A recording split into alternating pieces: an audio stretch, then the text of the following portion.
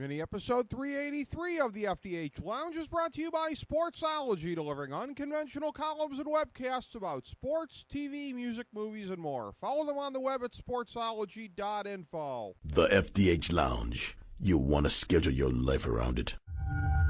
30 seconds. In front of all these people, you're going to pull out a gun and you're going to shoot an unarmed man. 20 seconds. So what are you going to do? 10. Welcome to the FDH Lounge and the Justified episode recap. It was justified. With your original dignitaries, Fire in the hole! Rick Morris and Jason Jones. You got ice cold water running through your veins. Breaking down each Justified episode the moment they've concluded. Did you take a peek inside the soul of Raymond and you? I'm just going to let that old dog lie. Real-time reactions. Next level analysis. You seem to be harboring a bit of hostility there, brother. So I've been told. And now, your dignitaries. Well, I believe we can take her from here.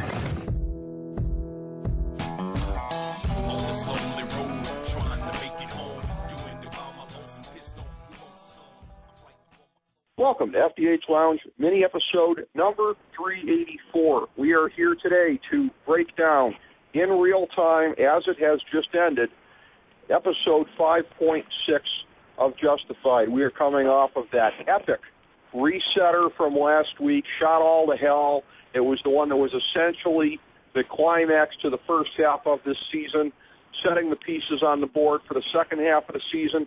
Some surprises tonight, some changes in direction. For my money, again, not nearly as exciting as what we saw last week, but that's okay because, again, you got to pick your spots. Not every episode can be epic like last week's one was. This is one that, again, I felt like episodes 1 and 2 earlier in the season, to me, served a purpose. I will be very curious to get the opinion of my man, Jay Jones. Jason, what did you think of the episode tonight?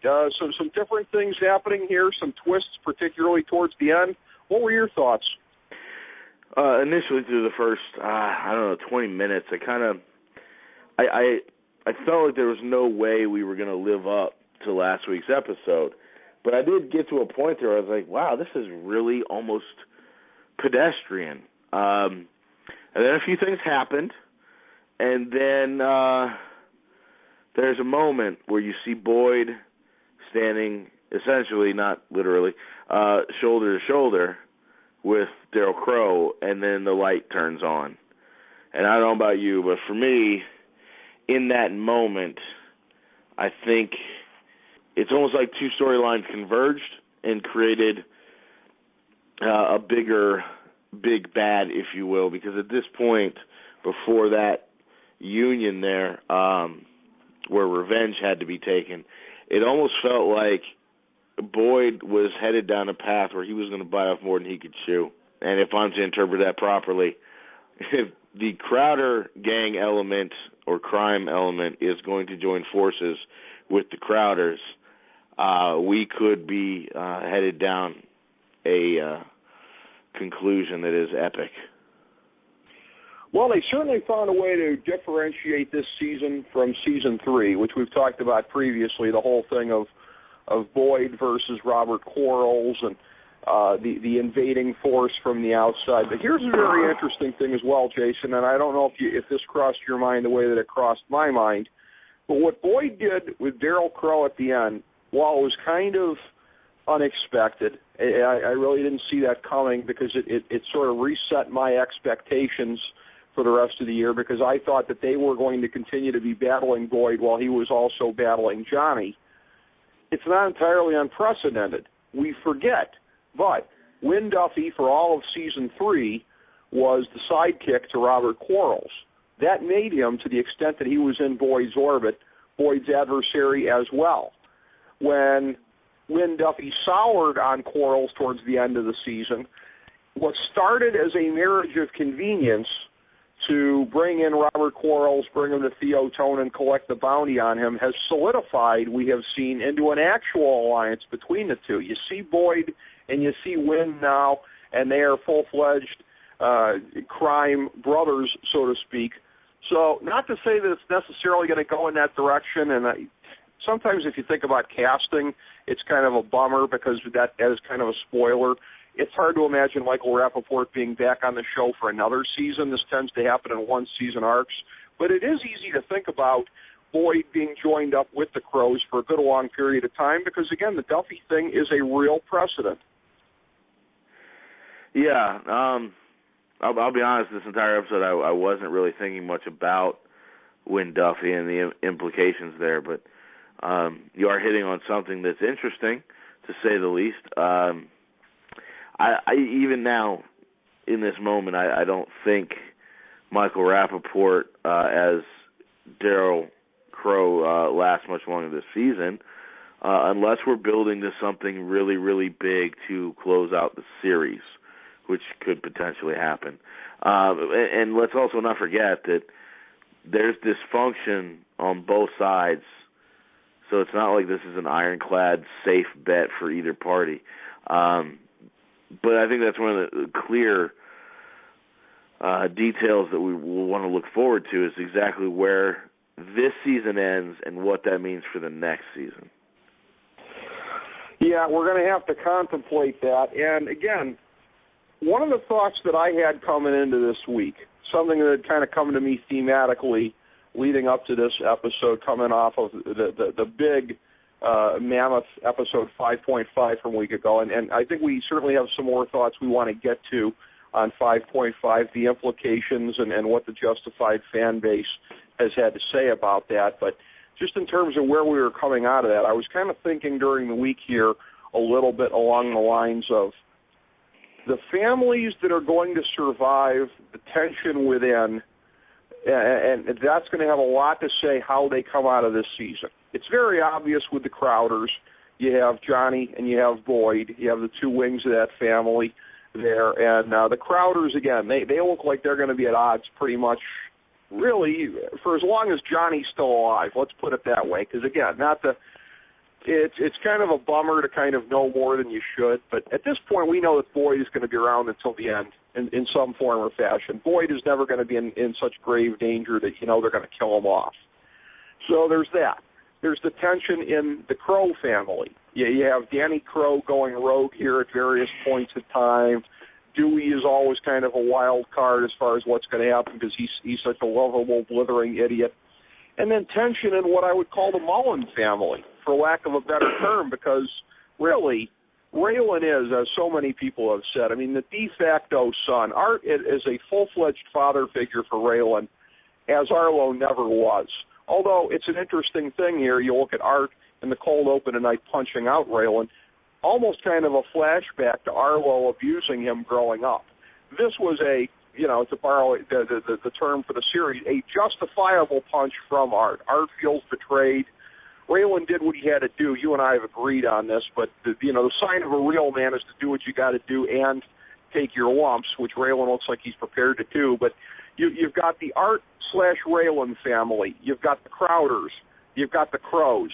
And I think navigating the tensions and the hostilities within the families, that's going to have a lot to say about how this season shakes out, who comes out on top, and who's going to be, looking up at the lights for a 3 count, as they say in pro wrestling. Yeah. With this 3-way dynamic you're talking about, I still come back to the idea that there's dysfunction across the board with the.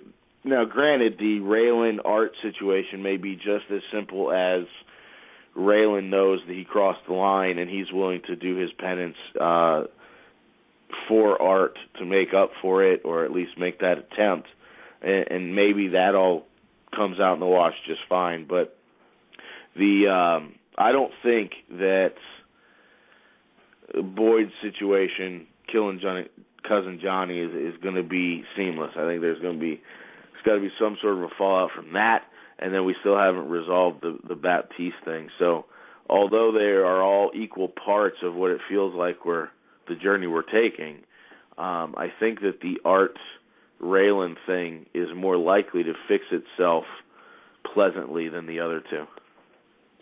Yeah, I think so, because, again, for all that we talk about with this show, and all of the psychological underpinnings of Raylan Givens and about how, as you and I have agreed, he's not an anti-hero, but he's a flawed hero, he's a troubled hero. And Art is pretty straightforwardly a white hat kind of a guy.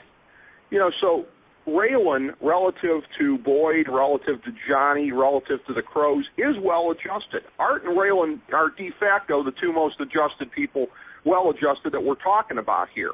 So that's most likely to resolve itself in some kind of a way.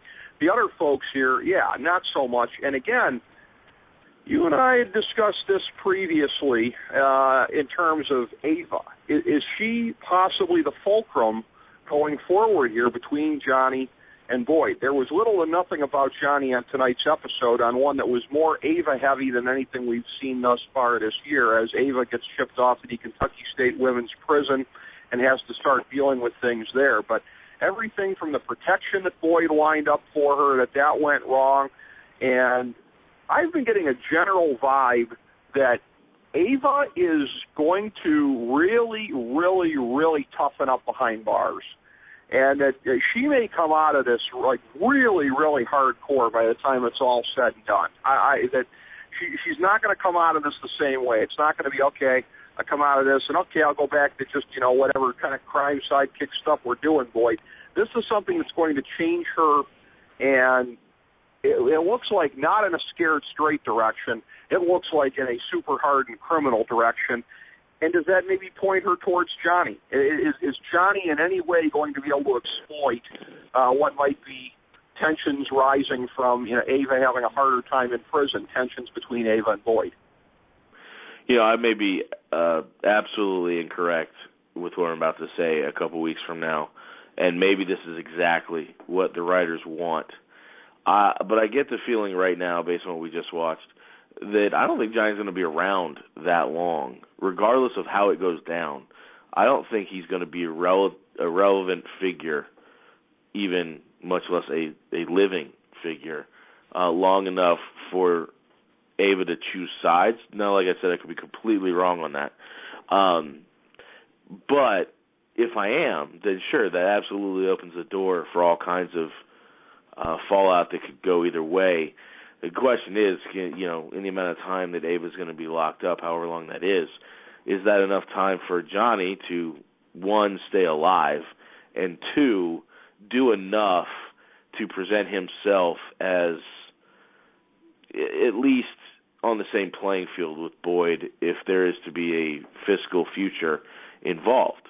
I will say one thing to your point, though, and this is maybe me showing my age a little bit, as a fan of everything 1990s, her using that razor to cut her own hair as opposed to, say, taking out vengeance was very reminiscent of the imagery from a terrible movie called G.I. Jane, where the character is surrounded by men trying to become the first female Navy SEAL, and she basically makes the decision that from this point on, no more games, and she cuts all her hair off. So there was a little imagery there that kind of suggested to me maybe we are approaching that turning point where Ava is no longer the pretty eye candy attached to the local crime lord, but maybe Ava is taking a turn to being her own, let's say, power player, if you will. That's very interesting because, again, I wasn't thinking G.I. Jane specifically, but I got a little bit of the vibe that you did, that was a turning point of Ava hardening there and becoming more of this kind of figure. So you and I seem to be going down a little bit of the same path in terms of how we looked at it and what the potential implications are for Ava. And, again, she really dealt with a lot in this episode, including being turned on by her own quote-unquote protector in prison, who had a higher loyalty to hers and her brother's white power perspective, shall we say, their kind of twisted hatreds, higher loyalty to that than to living up to the financial agreement that they had made to protect Ava. I was not 100% clear on this, and occasionally we have to admit these things because we are reviewing this afterwards in real time. I'm going to go out on a limb and assume that they meant Boyd's dealings with Limehouse as far as him allegedly being a race trader. Did you catch anything specific in terms of what the reference was? And B, if not, do you think it might be Limehouse that they're talking about? Well, now that you say that, I hope it is, because a part of me, as we go through the seasons, you have certain big characters that die or just go away for the reasons that they're no longer feasible, and you think of the Bennett family specifically. However, Limehouse is not dead, and you got to think that he's not hiding. So I'd like to see him come back in some capacity. But I was just under the impression that from the reference that Boyd is allowing, quote, coloreds into his church.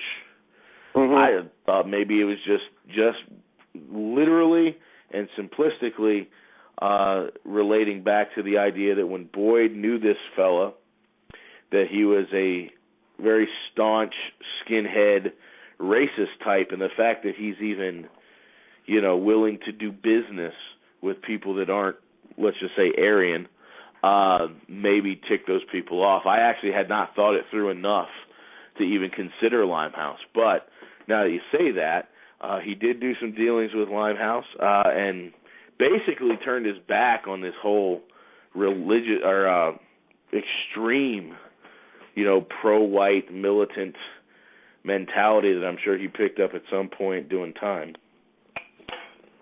Well, that's an excellent point. I hadn't considered Boyd's former congregation as part of the issue here. And to clarify, yes, that when you said coloreds, you were, of course, making a direct quote from there. I believe that was not your nomenclature, certainly, but I will say... Let's just say there's plenty of things that are said on this show that are not anything that you or I would actually say in public or private conversations. Yeah, precisely. But it's funny because you go back to that flock, the poor folks who ended up being slaughtered by Bo Crowder, who met with an ill fortune there.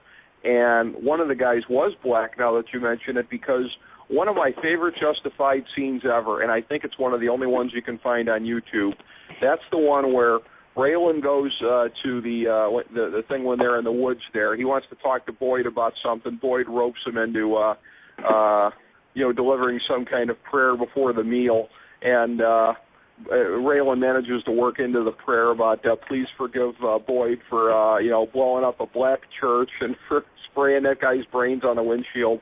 That was one of the all-time classic scenes from early Justified. But the whole thing between Boyd and the white supremacists, again, on second viewing here in real time, silently, I'm catching a few things as we're talking here. I picked up on a lot of the white power imagery that was in that guy's shop when they met early on that I missed the first time around. So, yeah, that's you can understand where the writing is going. Mm-hmm. The funny thing about that is, and this is probably just, 10 different people watching the same thing see it 10 different ways. And the funny thing is, not that I was foreshadowing anything, but when he walked in there and they're talking, you see the tattoos, and then at one point the camera catches over the big guy's shoulder, what I believe to be some sort of Nazi flag that's more than just a swastika. We're talking like, actual stuff, like maybe even World War II memorabilia type stuff.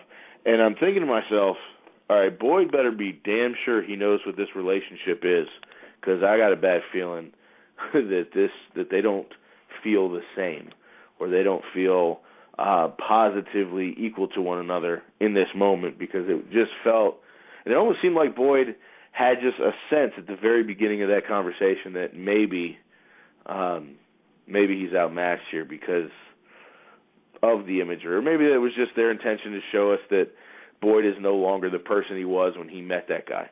But I definitely got a weird feeling about Boyd trying to employ protection for Ava with someone in a previous life while they're still there, and it was very much previous to Boyd, and that Boyd is no longer that person. So it's kind of cool that you didn't necessarily get the heebie-jeebies from it, but I sure did. Mm-hmm.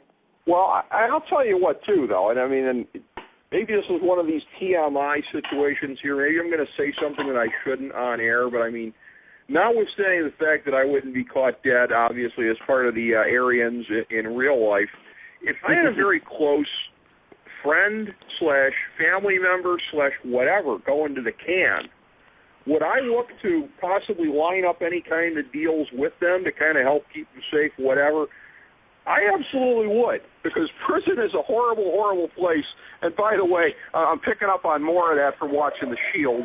More about that a little bit later, as I have to work in my weekly Walton Goggins crossover to the program here.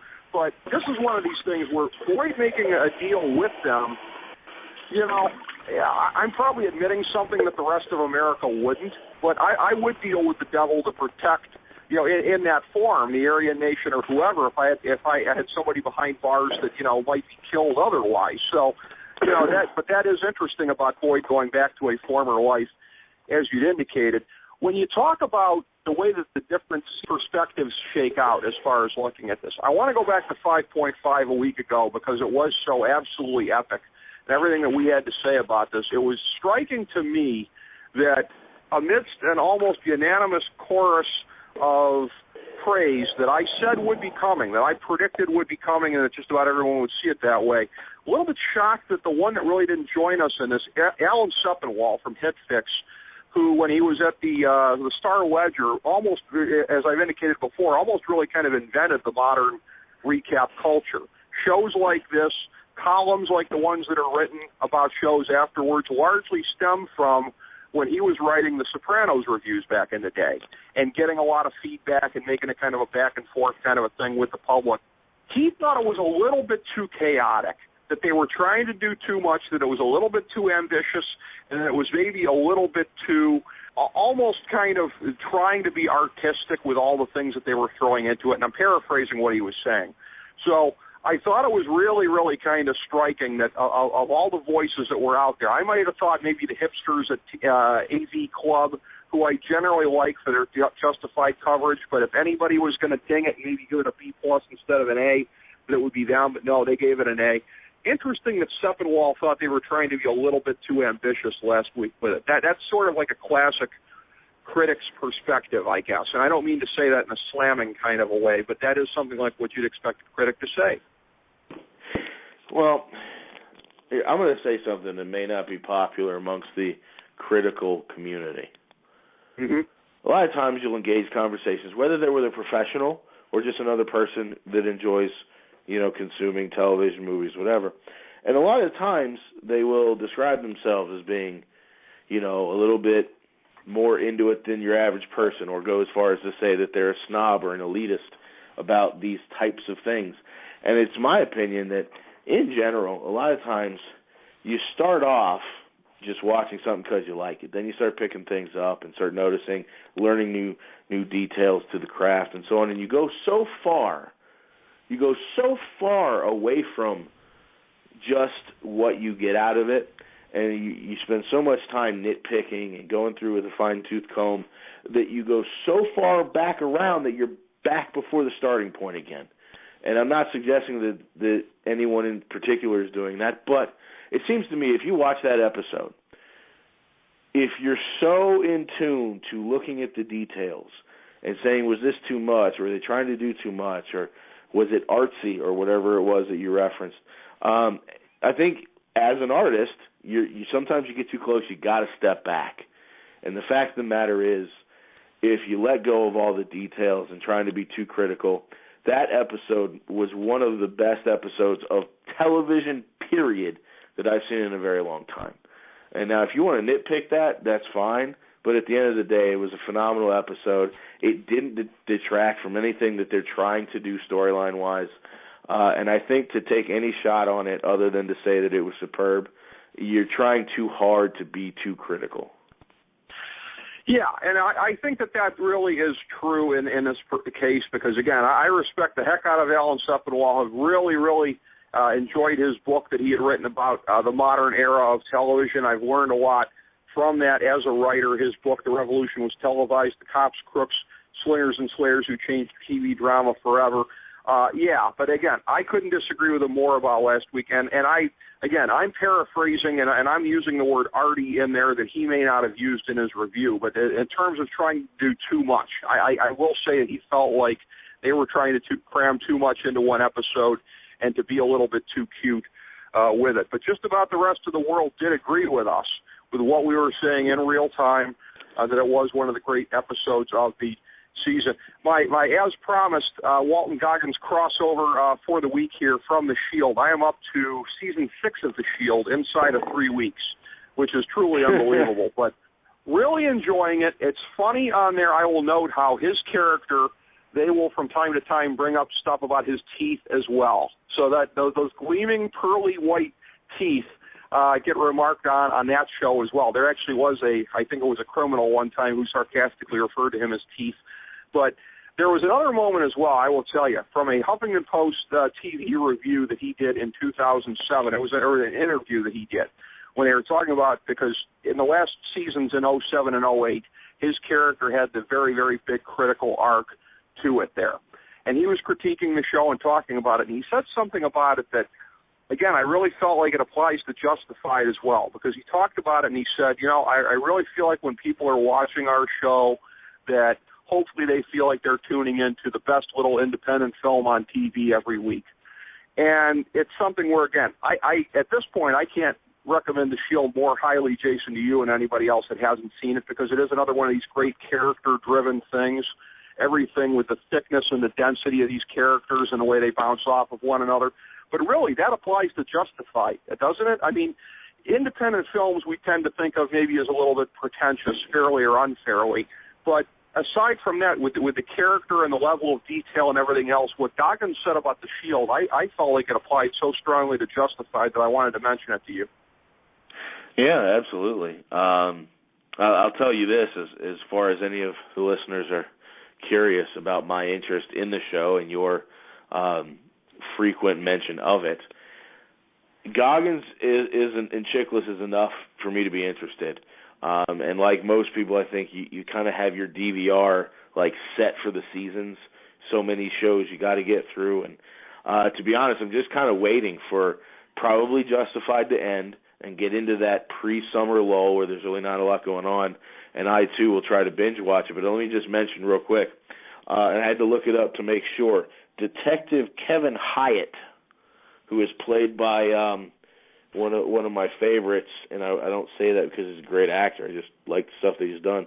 Alex O'Loughlin, who is also the lead character in one of my, I hesitate to say publicly, guilty pleasures, Hawaii Five-0. So there's every week you seem to say something about The Shield and how it relates to Justified and why they are of a similar vein. And I guess at this point I'm saying that you're preaching to the choir, because every single week there's a new development that makes me say, yep, that one's next. I can't even believe you mentioned that part and that character, because I think he gets introduced literally in the next episode that I watch. I think that guy comes in the third episode. Only on for one season. Yeah, season 6, and I just got through episode 2 earlier today. So, yeah, that earlier tonight, actually, as I've been watching it predominantly here in the evening hours. But I will say the other thing I wanted to mention as well before we get to kind of going full circle on tonight's show and any other points we wanted to make, an interesting amalgam, Jason, at Buddy TV, which is a great site for pop culture enthusiasts and those who are fans of shows like this. You can do the whole which character are you personality quiz for the different shows. I am apparently Shane off of The Shield, which is Walton Goggins' character. I am apparently Art Mullen from Justified, which I think for anybody who knows me in the FDH and the 21st Century Media Alliance could probably see that. I am also apparently Skylar White from Breaking Bad. I really disagreed with that one. No, I don't think I am either. I know how much you hate Skylar, so I knew that would break your heart. Somehow I managed to be all of these different characters. Because I haven't seen The Shield yet, I can't really speak to Goggins' character there, Shane. I'm not Shane. I can tell you I'm not Shane. For better and for worse, I'm not Shane. The Art Mullins thing isn't bad. Now, the funny thing is here... I am Art-like. our personal, if we draw parallels with, the entire FDH family, the problem is no one else matches up to anybody else. If Rick is Art, and we accept that, that's fine. But there is no Raylan, and there is no Boyd, and there is no Johnny or Devil or Ava. So, although I absolutely agree with the Art one, I think that's where that parallel kind of dies off. And Skylar White is absolutely absurd. We should go hunt down the people that put that quiz together and really strap them to a chair and do something harmful, because that's terrible. Yeah. I don't know who I was expecting out of that, Hank or Gomi maybe, but as far as it goes with the Shield. Yeah, maybe. Yeah, it's hard to pin anyone to any parallel with Breaking Bad because it's so different. It is way out there. I will say, too, for anybody that's listening that is fans of the Shield that knows the characters, I was expecting that I would have been the Dutch man. I was not expecting that I was going to be Shane, but I knew that when I was, it came up and I saw Walt Goggins' picture. I actually saved the graphics. You can do the right copy and then a left copy or left click to paste. I actually did that just to save these things here in a file of the three different characters that I matched up as. But as far as it goes with Walt Goggins and his character on Justified, again, a fascinating arc now through the rest of the season. We saw the international criminals on here tonight. We've seen the Canadians previously. Now we see a gentleman from south of the border. We see an Asian gentleman on there tonight. So you talked about it earlier, that the universe is getting bigger with the show here. We are now legitimately seeing big-time criminal characters outside of Kentucky. And it's one of these things where you wonder going into this season and in the next season, how are they going to do the tie to put Raylan and Boyd in the same storyline here? And now it's getting to be pretty easy to see because you already had Wade Messer as the informant. Boyd was already deemed big enough for the marshals to put somebody in there. Boyd is going to be such a big-time criminal through the remainder of this series, not just this season, but this series. That's going to keep him and Raylan on that arc for the final showdown, probably at the end of next year. The sad thing is, as our universe expands, it almost is starting to feel like it's going to be the United States Marshals Service versus, and whatever that means. Mm-hmm. I mean, I think the first conclusion to draw is that Boyd has to win ultimately, or the series is over. So between the Boyd and Johnny thing, Boyd wins out unless Johnny somehow comes on board, and I don't see that happening. So then all of the other interests that are in play right now almost have to fall in line with either the Crowder crime element or the U.S. Marshals. And that's really putting it simple, that's really the only way I see that whole thing panning out right now. But clearly the universe is getting bigger. And it seems like instead of it being this big cluster bomb we were thinking of a few weeks ago, that maybe it actually works itself out to become a nice, concise two-party race, so to speak. Yeah, and that would be one of the biggest swerves of all, is that if it ends up being sort of a more coherent narrative than it looked a couple of weeks ago when it was looking like there were all these different things coming into play. But we still continue to see some new ones coming in, even again as of tonight.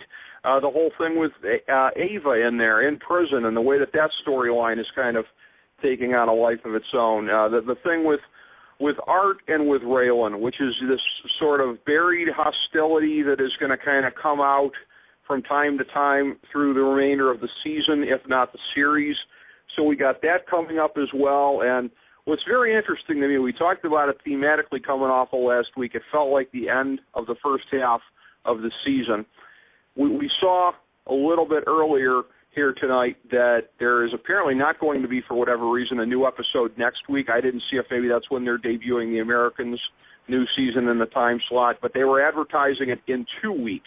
So we will next be convening for our new recap 2 weeks from tonight.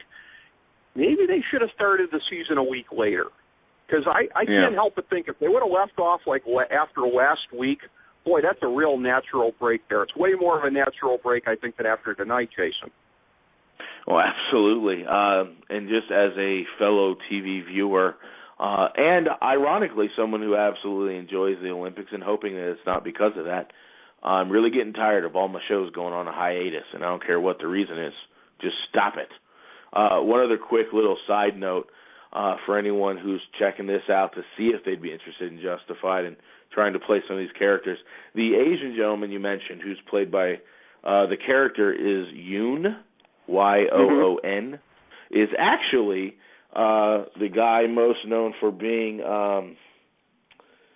the Asian sort of second in command from Heroes.